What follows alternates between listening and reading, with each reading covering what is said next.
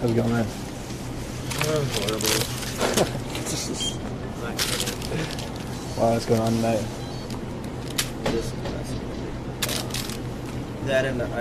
This customer I went from really happy to really mad in about 2 seconds. Dude, that sucks. Like, What were they complaining about, or? well, this lady came in, me talking to my manager, and then she said she went out to pump her gas, and then she didn't prepay at all. And she came back in, she was pissed about it.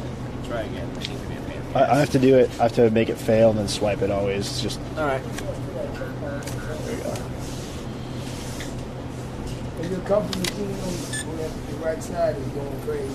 Yeah, I know. I have to fix that. It's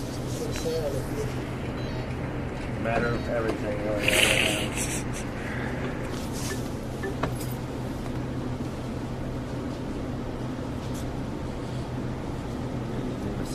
I'm alright. I hope the night turns around for you, man.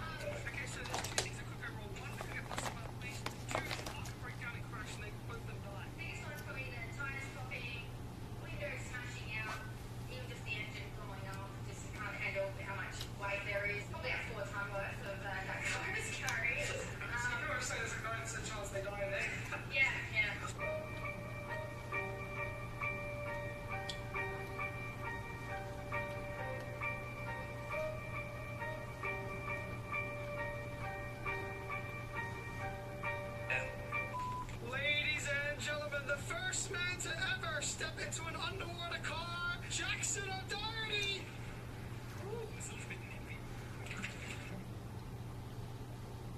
So he's driving. Will the car start? Will it not start? We're gonna find out here tonight. Caleb. Yes. No. Yes! There we go! Look at the water coming out of the exhaust pipe. Go, Michael!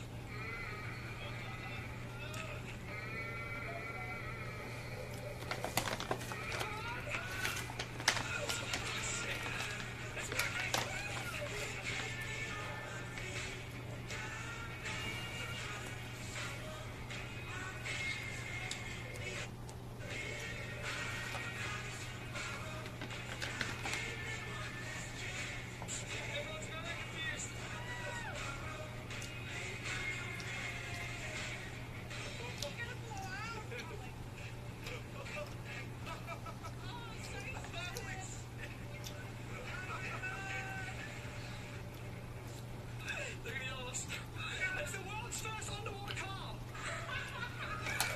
Perhaps the only ones not phased by the heat, but these lads, a trip to the buffalo went swimmingly, carpooling at its best.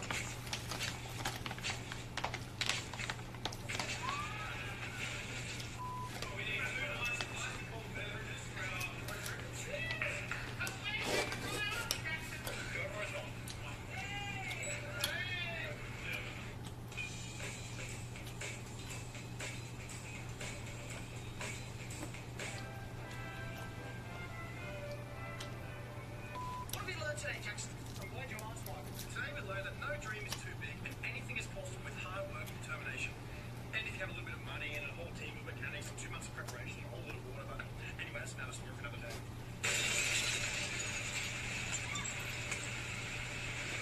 There's all glass there. Nice guy, you catch me in the right vibe, brother. The night vibe, dog, and then the night sky, dog, and that night tribe.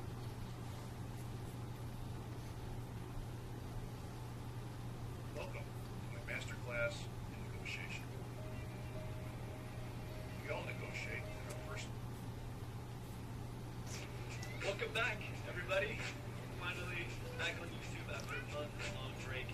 Currently in Tokyo, Japan, filming a special episode coming out next week. We hope that you've taken some time to write down your goals and share them with all of your friends so that you can kick off 2019 in the best way possible. And in the meantime, we wanted to show you the last unreleased episode of 2018. We're so hyped to be back. We're so hyped to see you. And here's the episode. If you're working between the ages of 18 to 24 in the U.S., there's about a 45% chance that your job is in the retail or food industry.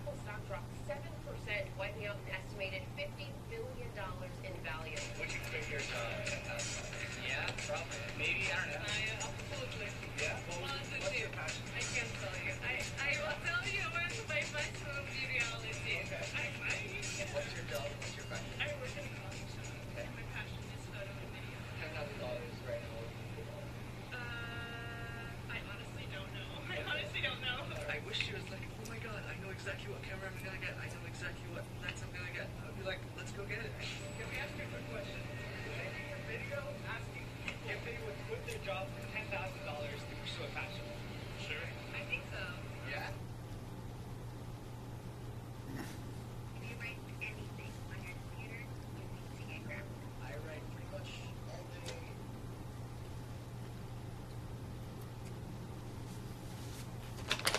What do you do right now? We are waiters, and I have an online business, and I'm trying to. Even grow. this right now? Yeah, that's 6 grand. Oh, damn. You have an online business? What do you do for it? So I like designing clothes, and then 10% of the profits goes for charity, because I want to help the world in some way. What would you do with $10,000? Honestly, I would like to do clothes. Someone was like, I need $500 to buy a camera to start my own passion. I think that would be cool. I'm actually writing a book that's called The Bird That Never Flew, and it's essentially about why people never pursue their actual dreams. A lot to do with social pressure, like what would my parents think? You know, you have to work in this big company, or you have High to. expectations. Yeah, so it's like all this social pressure that I believe actually stops people. It's not the actual thing. Yeah, it's how you guys know each other. We met at a restaurant about a year ago. It's our 1-year anniversary. That's why we're out here.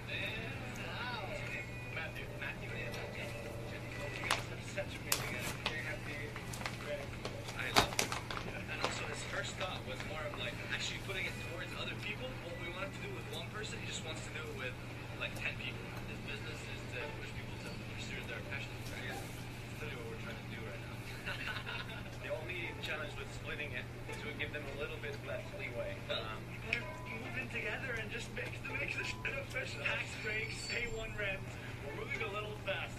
All we need is for him to quit his job. We don't need him to get. Look at that. They're like petting a homeless guy's dog. It's disgusting. Did you tell them to do that? Yeah, maybe. Most photogenic dog and all that. Let him know that I got you some treats.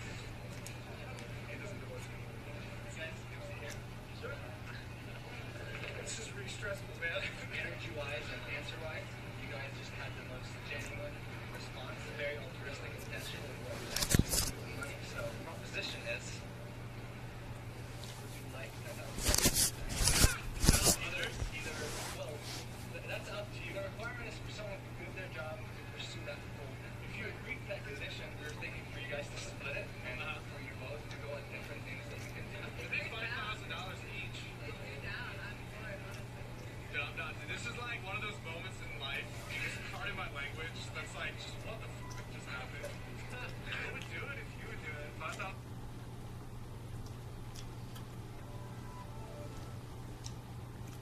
Hundreds of years ago, when farmers needed an extra pair of hands to work the fields, having a child might have been a purely financial decision.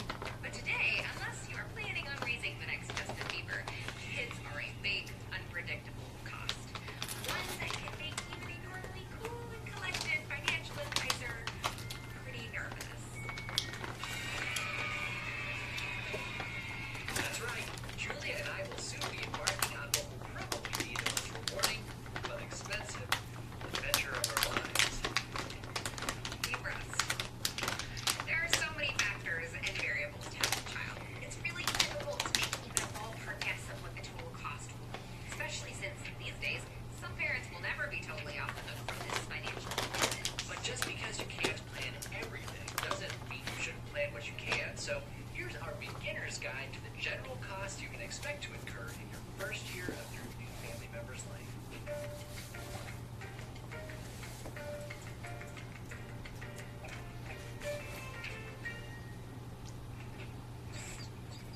Medical bills are notoriously hard to pin down.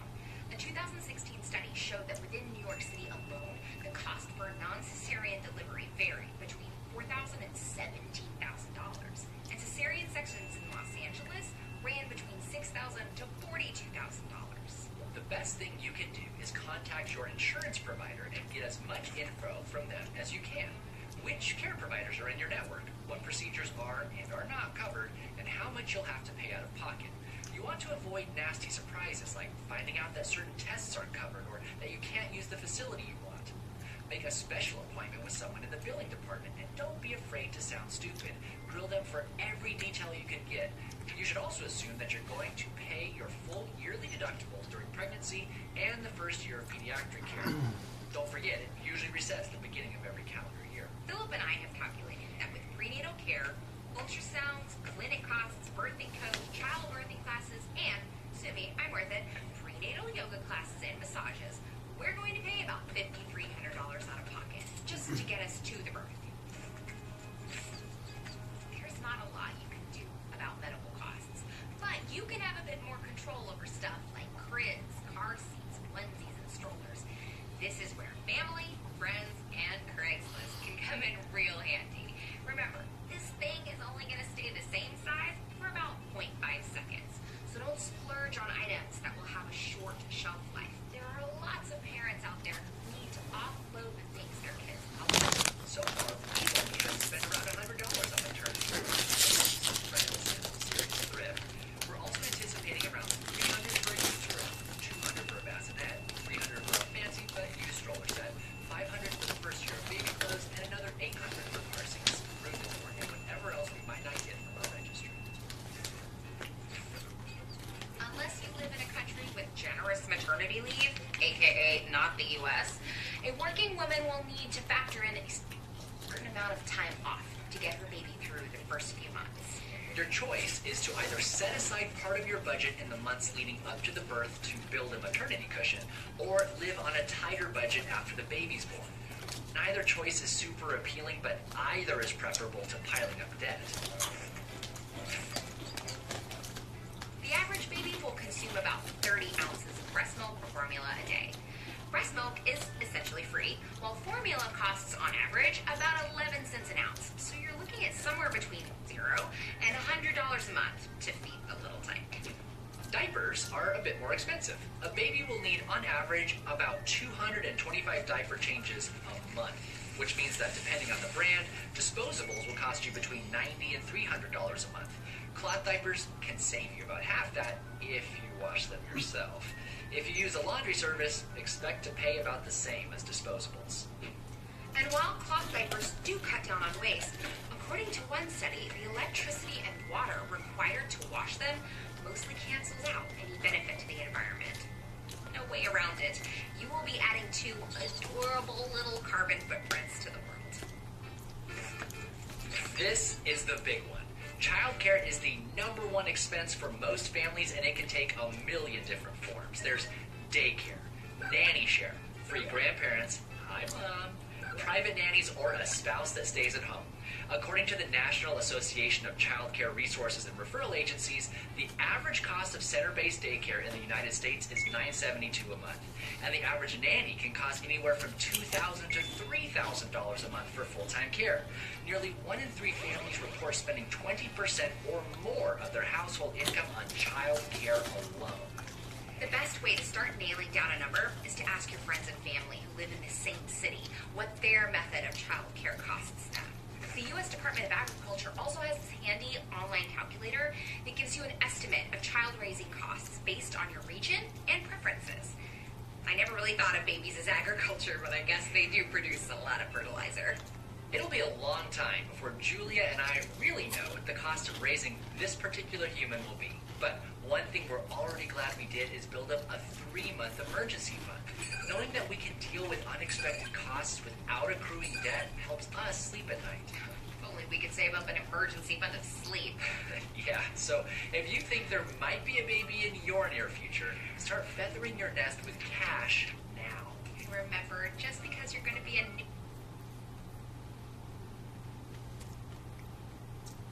From Crest 3D White, the whitening therapy collection with new spearmint and peppermint oil. Do I use a toothpaste that whitens my teeth, or one that's good for my teeth? Now I don't have to choose. The whitening therapy collection. The world's biggest YouTube stars told us they're burning out because of the unrelenting pressure to post new videos. Today's upload is a commentary video about this article that Insider put out about YouTuber mental health.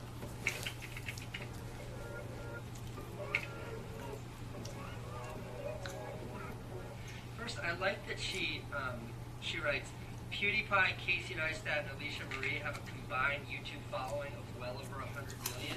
Yeah, take a look at this chart I put together here. You'll see that Alicia Marie and I aren't really pulling our weight really makes up the vast majority of the well over 100 million subscribers. But like I said, flattering nonetheless, and I appreciate it. Burnout occurs when the reward for whatever we do is not equal or more than the effort we have to put in. Katie Morton contributed this article, by the way. She is the woman that Shane Dawson worked with on the Jake Paul series. When the reward for whatever we do is not equal or greater than the effort you put in. I think this is true for a lot of creators, especially creators that have kind of a very quick ascension to success. Even me, I was on YouTube for 5 years before I found success. When I started daily vlogging, within weeks my channel exploded. And that's a really rewarding part of the process. It's exciting. But like almost anybody, maybe with the exception of PewDiePie, almost anybody, you do plateau, meaning the return you get is not as great, even though the work you're putting in is the same. And that's why a lot of creators experience burnout after doing the same kind of content for an extended amount of time. PewDiePie is YouTube's biggest star with a subscriber count of over 80 million. But in 2016, he went through a period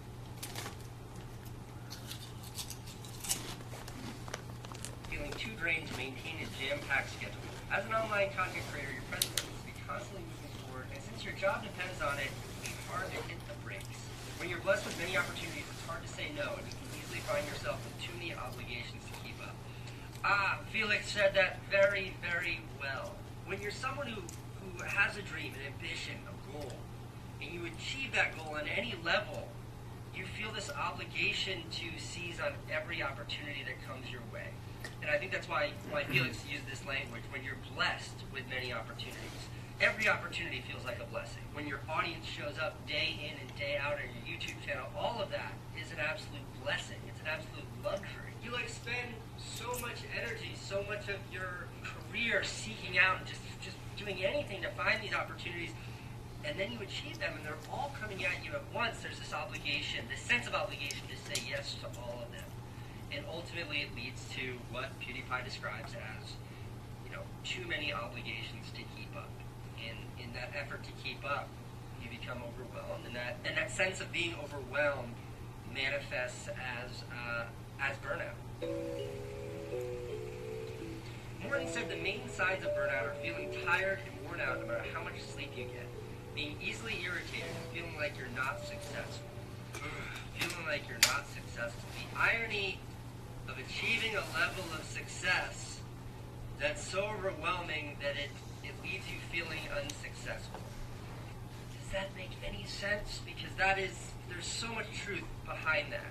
You work, you bust your ass, you try so hard to get to this level, you get there, and in order to maintain that, you just got to keep cranking out that work, and in the absence of doing that, it starts to feel like you're not successful. It's like a reluctance to look in the rear view to appreciate how far you've come because you can only see today's demands.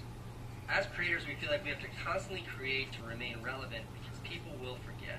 Relevancy is this word that I think gets thrown around way too often on YouTube because I think relevancy or clout is way overhyped. Clout is something that is by definition temporary. You have clout, you have relevancy today, but what does that mean for tomorrow? Here's a good example. In the 1980s, there was this great band. They were really popular. The most popular band on planet Earth.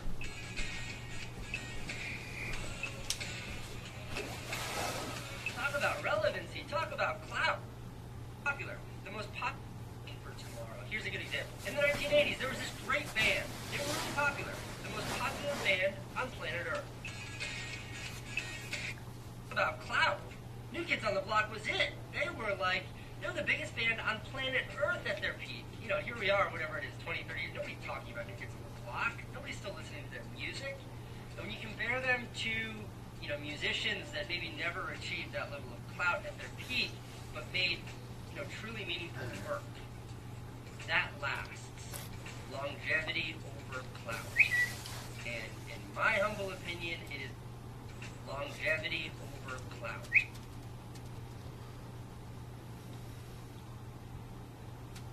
And in my humble opinion, it is quality that leads to longevity.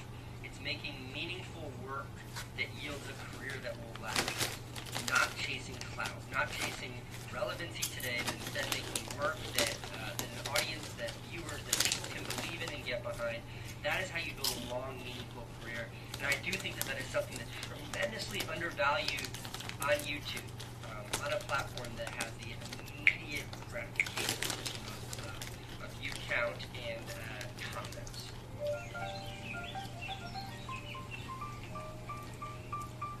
Being your own boss is a curse.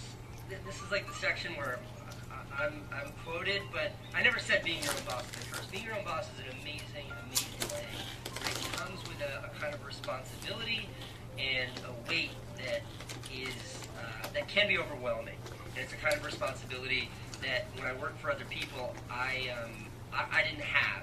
But I still think if working for yourself is one of the most rewarding things in the world. Okay. Casey Neistat, for example, is known for his high production value videos by his nearly 11 million subscribers. He told Insider, it's a constant, unrelenting pressure. No matter what I'm doing, whether I'm on vacation with my family or I'm holding my baby daughter, I have this constant pressure, as most creators do, that is, what am I going to upload today? First world problems. For every supportive comment welcoming a creator back after time off, they're the ones who call them out for having first world problems and can't find the sympathy for people living an enviable life like a YouTuber. This is like so painfully true. I think a lot of YouTube viewers harbor ambitions, or at least some desires to be YouTubers or want to be successful YouTubers. So when you see somebody like me and other successful YouTubers who have been lucky enough to achieve a level of success, and then you start to hear us bitching about how hard it is and all of these pressures, why should you feel empathetic towards us? I understand that, and I also think that can be a very isolating thing for creators, because you don't feel like you're allowed to talk about the struggles and hardships that come along with having a wonderful, incredible, lucky career. And when you feel like you can't talk about the negative parts, you start to feel alone. You start to feel isolated. You start to feel like maybe these problems are made up. Maybe I don't have a right to try to, discuss these things or get help for these things or vent my own frustrations. I find this part very optimistic. Shane Dawson, who has nearly 20 million YouTube subscribers, is on a YouTube hiatus after filming an 8-part docuseries about Jake Paul. Dawson has kept his crown as the king of YouTube, even though he's been absent for 3 months. Other creators like iDubbbz and Nerd City can also upload infrequently and get millions of views when they do. And I have to say, I find that so optimistic. I see what iDubbbz can do, where he disappears, he uploads nothing. He doesn't even use Twitter that much, and then when he comes back with a video, it's a video that people want to see, and it explodes. And Shane does the same thing masterfully. His Jake Paul docuseries was huge, and he did that without, I'm sure he felt pressure, but he did that without sort of succumbing to the pressure of feeling like he needed to upload every single day. So Lindsay Dodgson, thanks for taking the time to write such a thoughtful piece about YouTube creators and creator burnout. What does all that mean for me and my channel? Look, I feel the same kind of burnout that I think every creator in this article describes. And I kind of made a deal with myself when the baby was born in October, little Georgie was born, that I was going to make my being psyched, I'd say my mental health, that sounds way too heavy-handed. I want to make my enthusiasm for YouTube a greater priority than that unrelenting pressure to upload every day. I need to find a greater sense of confidence in the fact that this audience, this generous audience that's given me so much in my career, will be there when I choose to upload. And I think that's why, I went from 7 days a week to now a few days a week. That's why I don't hesitate now to take a break, to spend time with my family. It feels right. It feels like I'm doing the right thing. I do add, though, as a huge caveat to that I have no regrets about the sacrifices that I made to build this channel. And there's been a lot of talk of hustle porn lately, that is glamorizing, glorifying, romanticizing this idea of hustle, work all the time. And look, I believe in that. I really do. what it took for me to get this channel from 200,000 subscribers to 10 million was not sleeping, was uploading every single day for like 2.5 years. I busted my ass to build this channel, and I appreciate that. And I don't have a whole lot of sympathy for people who aren't willing to do that but want the success. Hard work is always required to get to where you want to be. You know, I never imagined YouTube taking me this far in life, but it has. Like, by hook or by crook, by luck, by hard work, I got to this incredible place. And now I have to stop, take a deep breath, appreciate that I'm here, and start to think of the long. Start to forget about clout and focus on longevity. Focus on family, focus on making the work that I truly care about. Alright, that's it. That's it for this video. That's it for this commentary video. I hope some of what I said made sense. I hope it resides with you. I hope you appreciate the this pie chart I put together. It took me like 20 minutes to draw a circle and to cut out.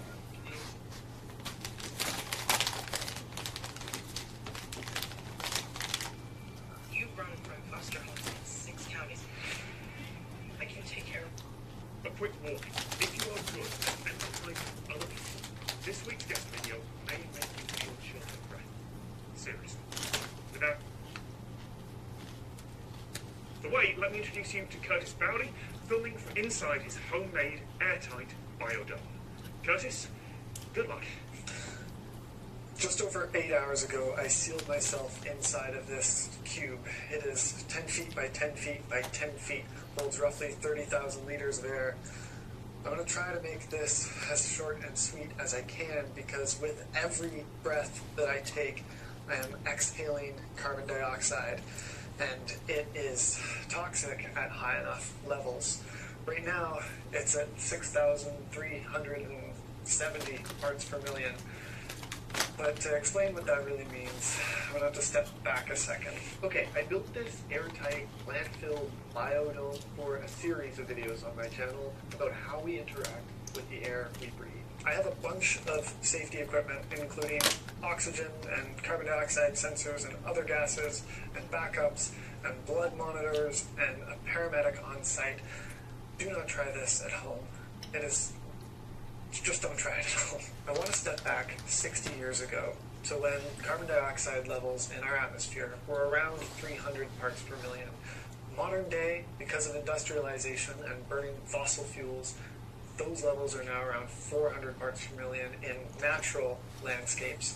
And in urban environments, it's more like 500 parts per million. But the thing is, we spend most of our time indoors, and that's often in poorly ventilated spaces where the carbon dioxide levels can reach 1,000 parts per million. And what's important here is that researchers have gone out and tested the higher order decision-making abilities of office employees at different levels of carbon dioxide.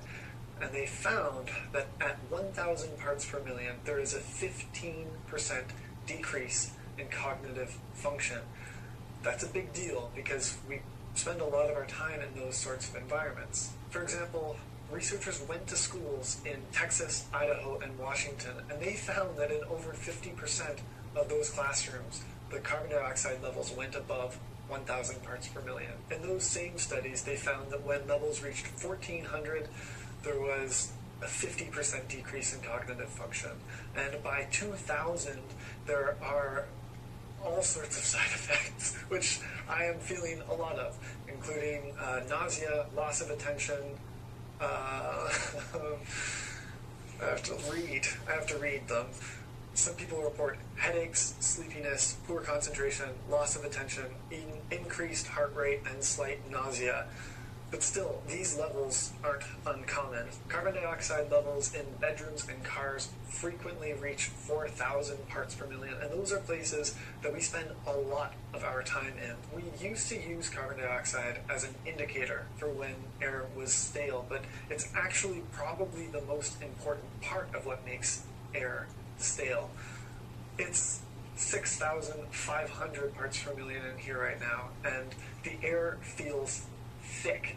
It is clouding my brain. It is making me do way more takes in this video than I would have hoped. When we reach 10,000 parts per million, you're not supposed to work an 8-hour day in an environment like that because it's probably bad for your long-term health. You wouldn't want to be riding a motorcycle with that much carbon dioxide around you, but research shows that it's not uncommon for motorcycle helmets to have carbon dioxide levels that are that high. And I cannot imagine being impaired at this level and riding a motorcycle, let alone at 10,000 parts per million. Still, we have to go up quite a bit. We have to go all the way up to 30,000 before levels become extremely dangerous and potentially deadly. Now, I have some bad news and I have some good news. The bad news is that carbon dioxide levels are going to go up.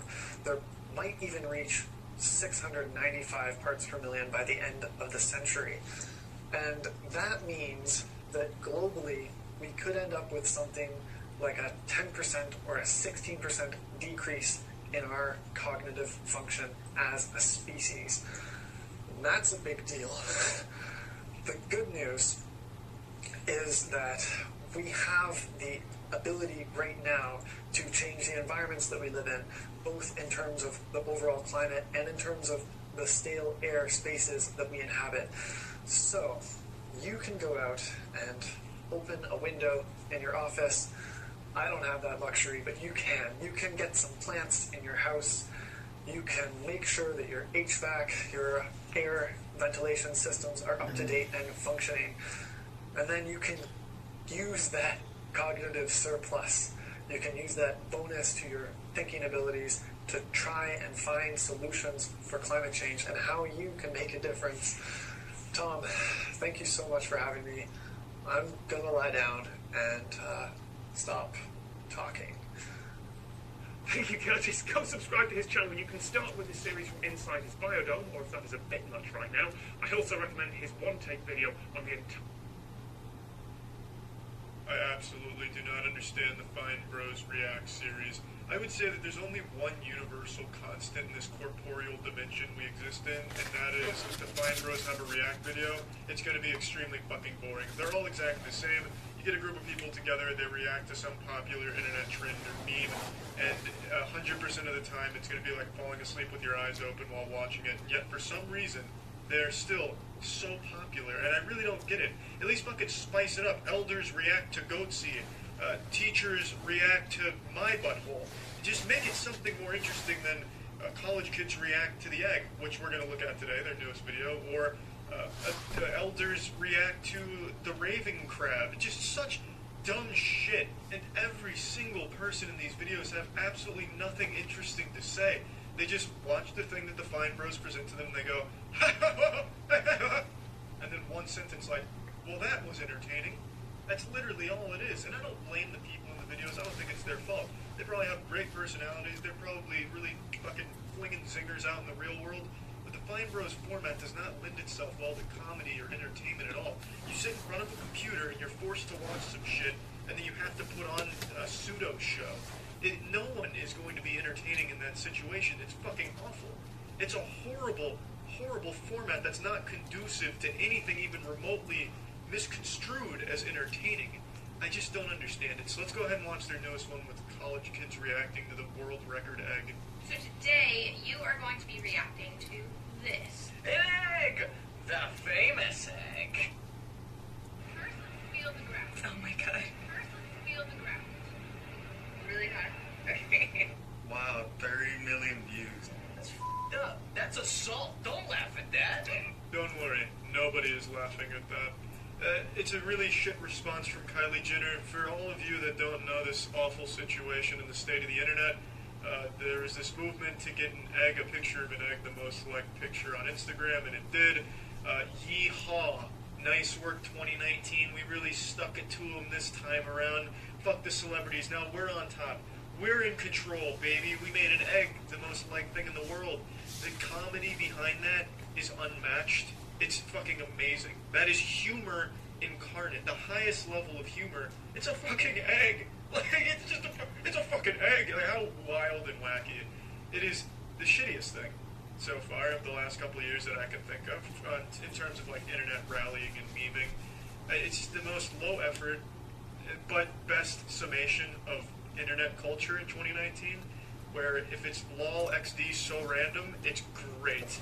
I know it's a bit of a weird flex, okay, I'm sorry. I didn't mean to fidget spin on you too hard there, memers, but it's fucking awful. It's fucking awful. I hate the world record egg. Let me get that on record. But now with that statement out of the way, how about we big chungus our way back into some more fiery spice ball egg memes, huh? You mean to tell me this egg got more likes than my cute face? Poor doggo. Aw, Doug! You're valid and sweet in your own way. Don't get me wrong. I would like a picture of a dog over an egg any day, but it's the internet, so of course they're going to choose to like an egg. The entire React format is exactly how it is when you try and show your friend a video that you really like, and they don't enjoy it. You can clearly see that, but they put on a little bit of an act where it's like, oh, this is pretty good. Oh man, this is some wacky shit you're showing me here, Frank. This is, wow, thanks for this one, Harold. I'm glad you showed me this. That's the entire format stretched across 11 minutes for maximum ad revenue. It's not fun.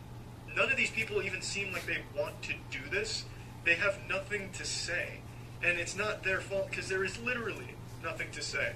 You'll notice if you watch a full one of these in its entirety, and I don't recommend it, but if you do, every single one of them is going to play out the same way. Here's the thing, they read it out loud, and they maybe force a laugh or make one sentence at the end of it, like, wow, that was something special there. Whoa, whoa. This is really nice. This is so spot on. The cadence, the timing, and everything is there. It's perfect.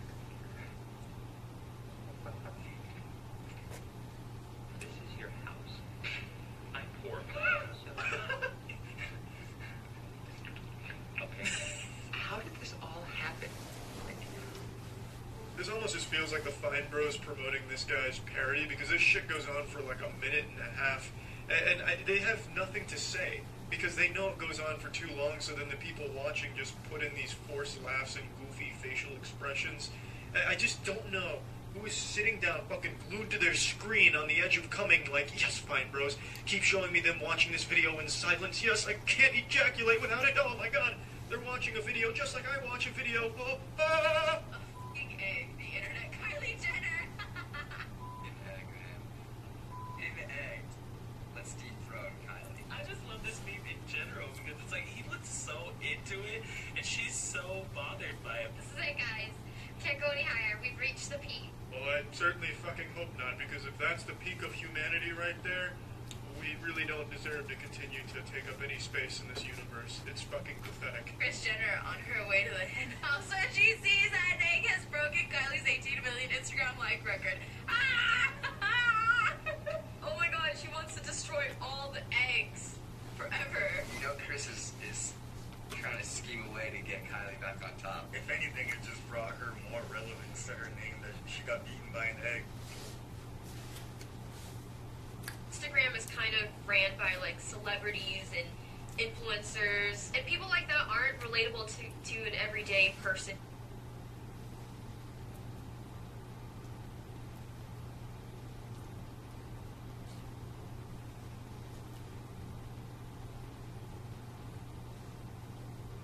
Who uses Instagram.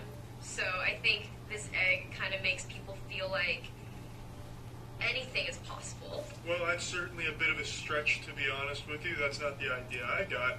But I do see where you're coming from. And if anything is possible, even in that, utopian society where genuinely anything is possible, there would still be one thing impossible. And that would be making a Fine Bros React video entertaining. This shit is so stale, so fucking boring, and I genuinely don't understand it. I'm not trying to understand. I understand people are going to have different tastes than me, but just let me shit on this, because it's fucking awful. I really can't stand this series. I don't get it. I don't understand who sits down and watches it and has a good old hoot and a holler, watching people watch videos in silence with forced laughter and almost no input except for one sentence about how wacky what they saw was. It's very uncomfortable, and I don't enjoy it. If you're watching this, Fine Bros, and I know you're not, I don't like your content, or at least your React series. That's all I've ever seen you do. That and that like really shitty movie you made about like high school and like farting and shitting or something. I don't know. Some like weird high school movie you guys shit on and made really awful. But I don't like your React videos, and obviously no one liked that movie. That's the point I'm saying. I don't get these. I don't like them. That's it. See ya. What's Jablin's Jables? No gaming video this week. Still trying to figure out the computers. I got a computer guy coming over. Can't figure it out. But in the meantime, I want to give you guys a health tip. My boy taught me just eat the whole strawberry. Don't pick off the green part. It's the best part for you nutritionally. It's delicious. Oh, and also check this out.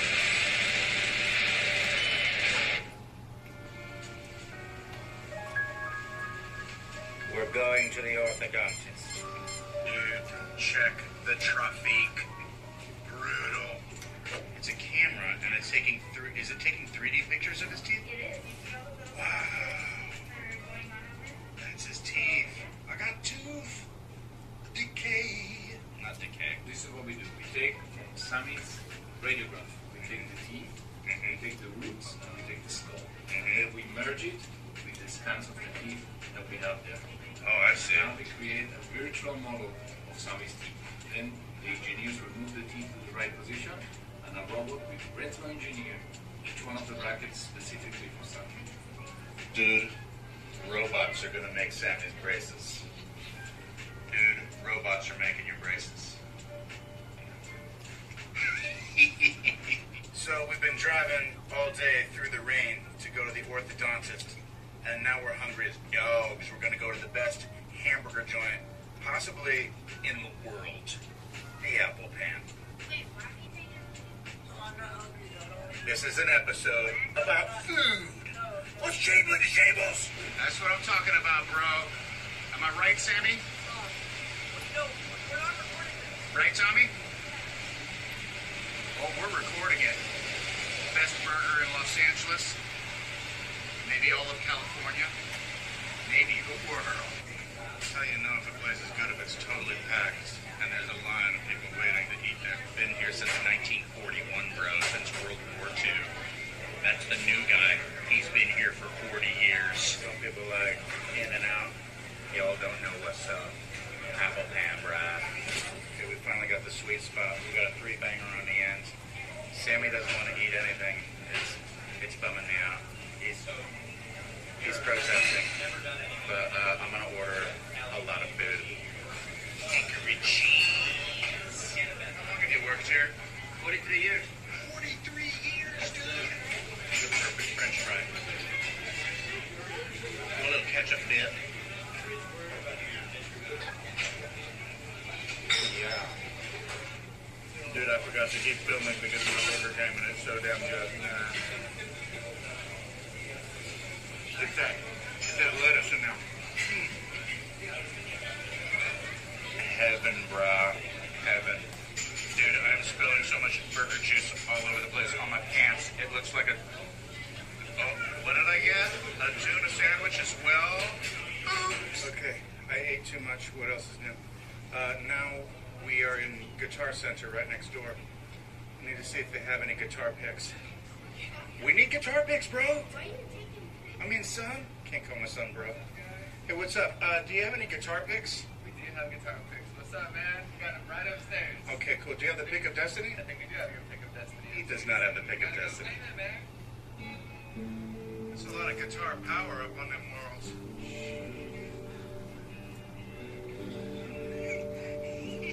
Need a guitar strap, Sammy. Sammy's learning guitar. And dude, I think I found the right strap, Sammy. Check it. Poop strap, bro. Poop strap. It's on. I need to check your guitar pick section. Do you have the pick of destiny? I'll wear straight. I need the greatest pick in the world. I'm saying medium light. I like the green, if you know what I mean. Oh yeah. Dunlop.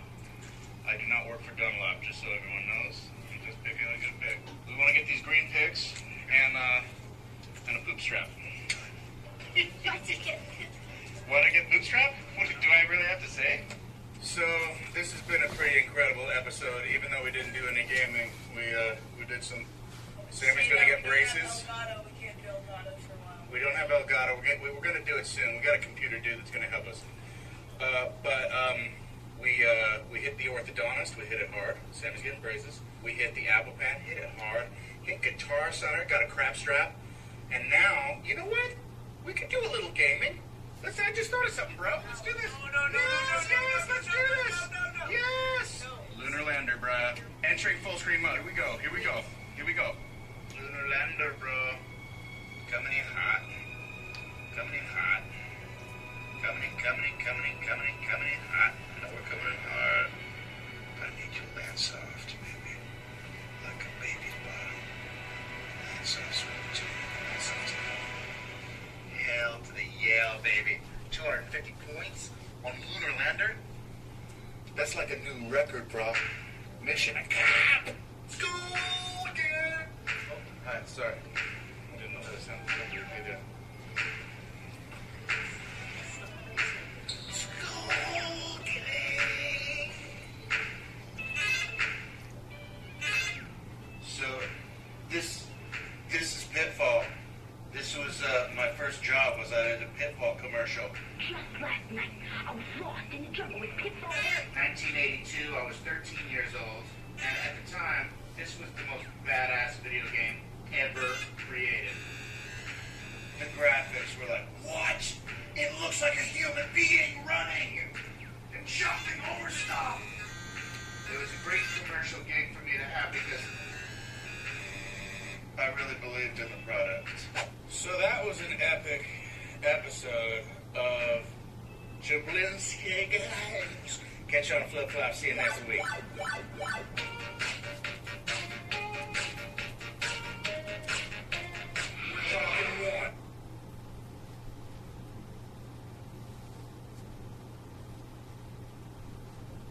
Engineering major, horseback rider.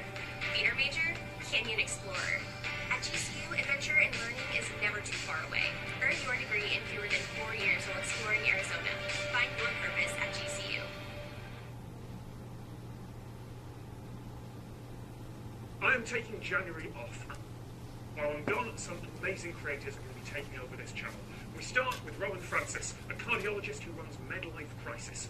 His video includes footage from his diving trip to Borneo and a couple of jokes that I am deeply uncomfortable with. Rowan, over to you.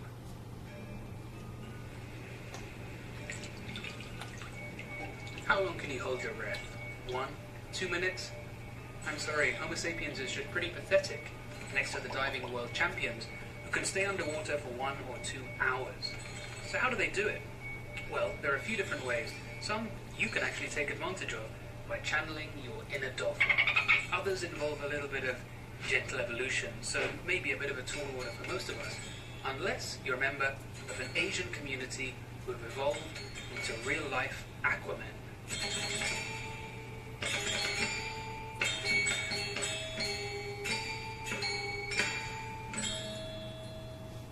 There are 5 ways we can spend longer underwater. Number 1 is to increase your tolerance to carbon dioxide. The first thing that makes you want to take a breath is a rising level of carbon dioxide, or hypercapnia. Hyper from the Greek meaning too much or above, and kapnos meaning smoke. This acidic waste gas builds up, and the body is so acutely sensitive to any changes in pH, even though it's tiny, that it starts screaming at you to breathe, goddamn you. Incidentally, this is why any diet claiming to alkalinize your blood is basically... Now, you can improve your carbon dioxide tolerance quite quickly. I was able to go from about 90 seconds breath hold to 5 minutes with just a few days worth of snorkeling and some tips from an experienced freediver. The next obstacle, though, is a lot harder to get around, and that's hypoxia, or low oxygen. Hypoxia kills cells. No matter how you die, ultimately it's hypoxia at the cellular level, i.e. your cells being starved of oxygen, that is the cause of your inevitable death. Unlike training your body to become more tolerant to hypercapnia, increasing your tolerance to hypoxia takes years of training, and of course there is a level past which no human can actually go. So what is the solution for a longer dive? Well, to maximize oxygen delivery and minimize oxygen use. Which brings me to number 2. The reason that this steak is red is a protein called myoglobin, which is found in the muscles of pretty much every mammal, and it's responsible for storing oxygen. However, if we were tucking into a steak that came from a seal, it would be almost black in appearance because they've got 10 times more myoglobin than humans. Or cows. This is not a human steak. So why can't we just pack in more myoglobin and store more oxygen like the seals do? The problem with proteins is that when they get very close to problem with proteins is when they get too tightly packed, they start to clump together and lose their function. But marine mammals have evolved a very clever way to deal with this. Their variant of the myoglobin molecule has a positive electric charge. As I'm sure you know, positive repels positive, and as a result, the proteins can get very close together without forming those clumps. Number 3 is to adjust your blood flow to preferentially supply the heart and the brain at the expense of things like the extremities, which are much more tolerant to having a reduced blood flow. And number 4 is to slow your heart down. The heart is a very oxygen-hungry organ, so by reducing your heart rate, you're immediately buying yourself more time underwater. I've mentioned these two together because they form part of the dive reflex, erroneously sometimes called the mammalian dive reflex. It's actually been found in pretty much every air-breathing vertebrate that's been studied. It's stimulated by submersion in water, particularly cold water. And remember, below 200 meters depth, water is cold no matter where you are in the world, and of course that's where most mammals do their hunting. So what is the dive reflex? Well, let's take a look.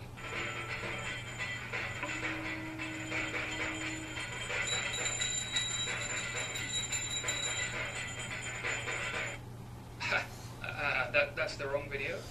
I've not tried this before, but I filled up a basin with ice water, and I'm going to hold my breath and submerge my face in the water, probably just for about 30 seconds or so, and I'll see if anything happens to my heart rate. I've got a pulse oximeter that you can see. Okay, here goes.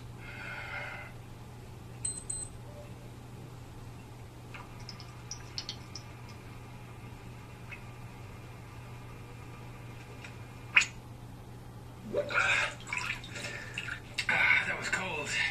So my heart rate has dropped right down to 45. It's still staying at 45. I don't know how long I was under, maybe 30-40 seconds. And now you can see it's slowly starting to climb again. This is just a cheap £10 oximeter that I bought online, so I don't know how low the heart rate goes. I don't know when it starts becoming inaccurate, but a lot of these commercial devices will have a cut-off in the 40s because most people's heart rate doesn't go that low. But I think it was a pretty clear demonstration. In diving mammals, this is far more pronounced, with Weddell seals, for example, dropping their heart rate as low as 4 beats a minute. This effect is mediated by my favorite nerve, the vagus. Don't tell me you don't have a favorite nerve. Number 5 is also part of the dive reflex because it has another feature, and that's to squeeze your spleen. The spleen is normally a small organ which is involved with the immune system and filtering the blood, and as such stores a little reservoir of blood. Now, in a healthy human with a normal-sized spleen, that volume will be around 160 milliliters of blood, or 5% extra oxygen-carrying ability, which can be squeezed out as part of the dive reflex when needed.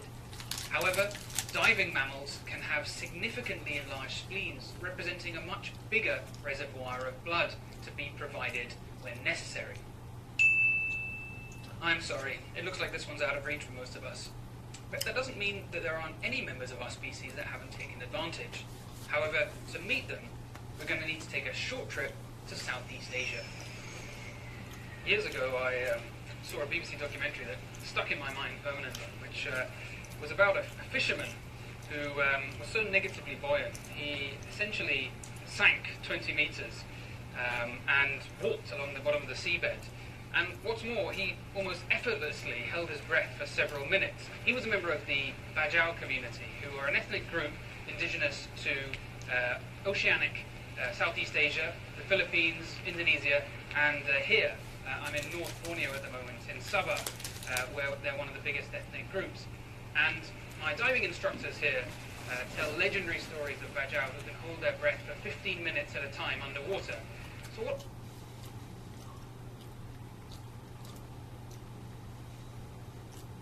makes them so special? The Bajau have led a nomadic subsistence lifestyle for at least 1,000 years, literally living out at sea, eating what they catch, and rarely setting foot on land. Earlier this year, a research team led out of Copenhagen published an incredible study which demonstrated that the Bajau have evolved larger than average spleens when compared to nearby non-diving communities. Freedivers develop big spleens through training. But the enlarged spleens of the bajau are seen in members of the community who don't do any fishing or diving, so we know that this is a genetic adaptation. You might wonder how a genetic pressure has been exerted until you consider the fact that the bajau who dive spend 5 hours underwater per day. So you can easily imagine how any mutation to confer an increased diving ability would have been positively selected. They identified many genetic variations seen in the bajau, but 2 snappily titled genes stood out. PDE10A is a gene noted to have differences amongst the bajau, specifically the part of the gene that is responsible for thyroid function and spleen size. And the BDKRB2 gene is involved in the blood redistribution. And now we're in the era of genetic analysis becoming commonplace. We're able to trace specific mutations and how they've traveled through time and geographically to make us the people we are today. But does research like this actually benefit patients here in hospital? Well, I see the effects of hypoxia secondary to disease on a daily basis, where it causes death and disability. The hope is that by understanding how the bajau or the Sherpa have adapted to life in a low oxygen environment, might guide development of new treatments to help the critically ill. Honey, I've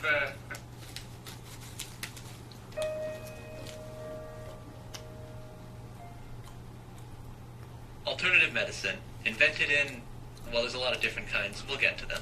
Alternative medicine is a term used to describe medical treatments that don't work, and they're very popular with a wide range of white women. On one end, you got the 40-something suburban stay-at-home mom.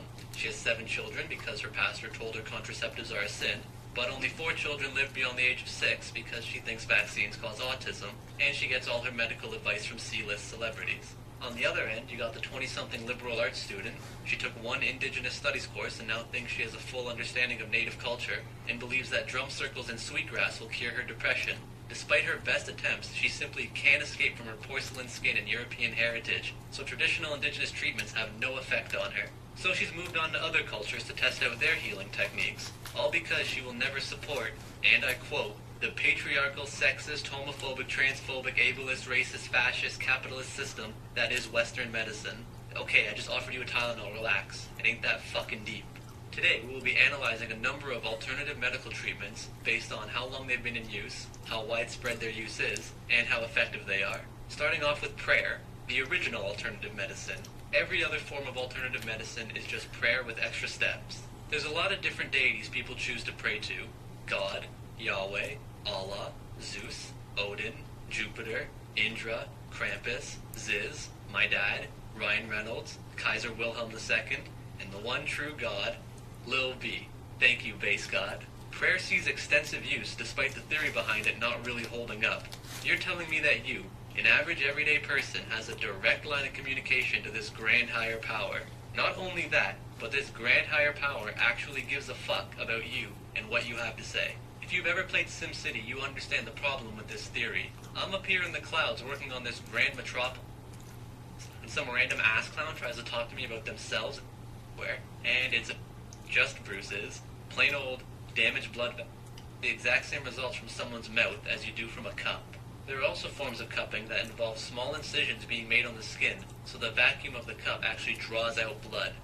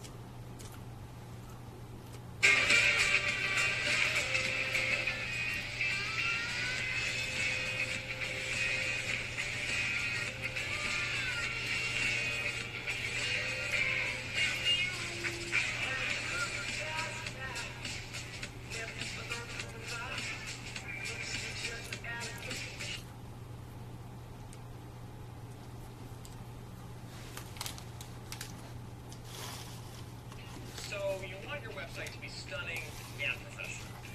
Go to Wix.com. I just created a Wix site for my barber shop. Now with Wix bookings, clients can book and pay for services online. Whether it be a shave, haircut, or hair trim. That's pretty sweet. Also, with Wix SEO Biz, you can get your new site up to its first page. I just love my new Wix site. With Wix Pro Gallery, I can showcase my work in the most beautiful way. Oh, this is good. With Wix Events, I can invite guests to my opening night. And keep tabs on my RSVPs. And you know what? We'll bring in even more traffic to your site using Wix email marketing. I created a pro Wix site for my bike shop. Now with Wix stores, I sell my products online and manage my inventory. Perfect. I added Wix chat, so whenever a customer has a question, I can answer them right away. Do you have these in blue? We do. And here's 10% off. Wix chat can boost your sales by 200%. Go to Wix.com. Create a professional website for your business today.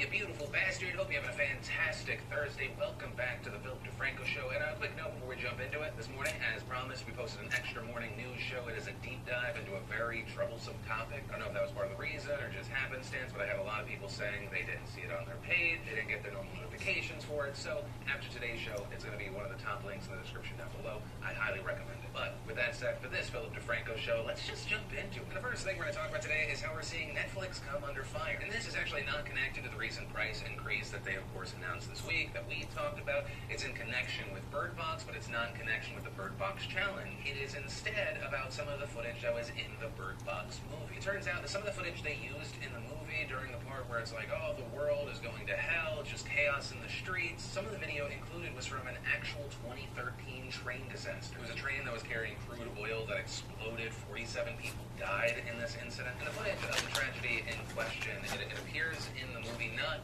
as the tragedy that happened back in 2013, but as a result of this fictional movie. As far as how this happened, well, Netflix has not officially responded yet. It appears that they acquired this footage without potentially knowing what it was actually of. That's because they got the footage from a stock media supplier called Pond 5, which is also why it turns out that this same footage was used in a Canadian series called Travel, which, as it happens, is also another Netflix series. Well, we don't know if any of the footage is going to be changed or Bird Box or Gary Hollywood's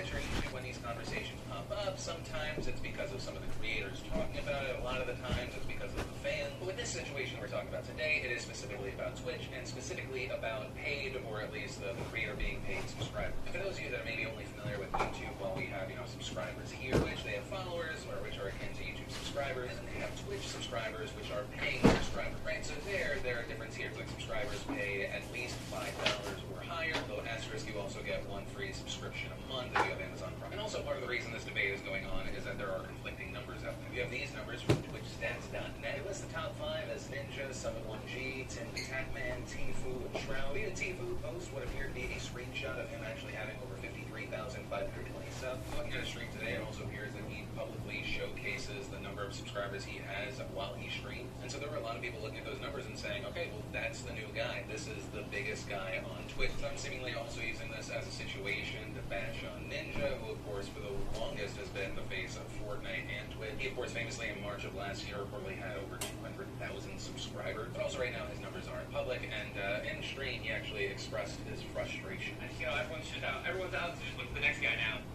At least on, streaming-wise, it's really annoying. And what I say with the situation, and also specifically that clip from Ninja, what he said is very true, and I'll overuse this phrase constantly. It's the same story, but a different coat of paint. One of the only things that human beings love to do more than building someone up, being there for the ride, trying to make someone the biggest, tearing people down, rooting for their failure, and rooting for their competitor. No matter who is at the center of that story, sometimes people think that person cheating, maybe because they've gotten so much of the spotlight that they need to be humble. But I think the big thing to keep in mind as the outsider is that they're all winning. Worst case scenario for any of these top 5, these numbers are even remotely true, is that they're making 6 figures a month from just one point of revenue. Right? Not even taking into account the other sources of revenue. If people will be out here seeing a slight dip and they're like, oh, you're irrelevant, that's one of the things I hate to see. Because if you're in such this mindset of you are only that is a dehumanizing toxic mindset to have. I say that as something that you should value myself based on. With all that said, if there is a positive thing that I can attach to this story, is that it feels like more and more a lot of the new young guys that are coming up, they're less likely to take the bait. Because even though we often see, people comparing other people, trying to pit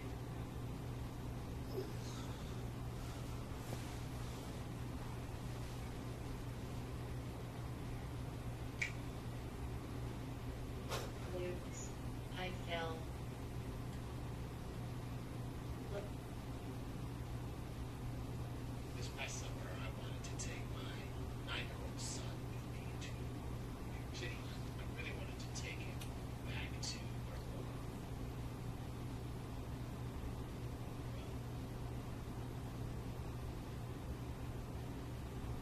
And I wanted to spend a significant amount of time there so he could really get to know the city that I love, and the city that I came up in, and the city that kind of made me. I've lived in for a lot of years, and there were certain things that I did coming up that inspired me. And one of those things was to walk across the bridge.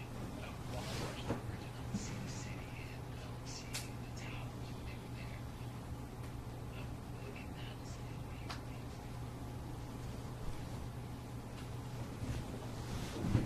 So I wanted to walk across the bridge with my son.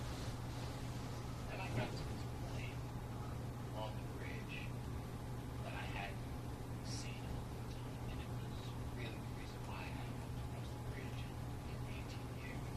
It was the spot where I was. I grabbed my son.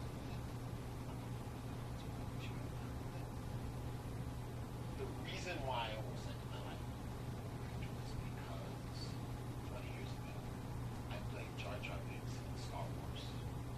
I faced a media backlash that really made me feel like my life was over.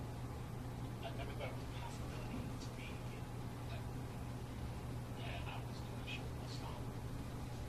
And I got lucky with the casting director for Star Wars was an audience on the show. She asked me to audition, and I got it. And it was one of those magical things, one of those special things that happen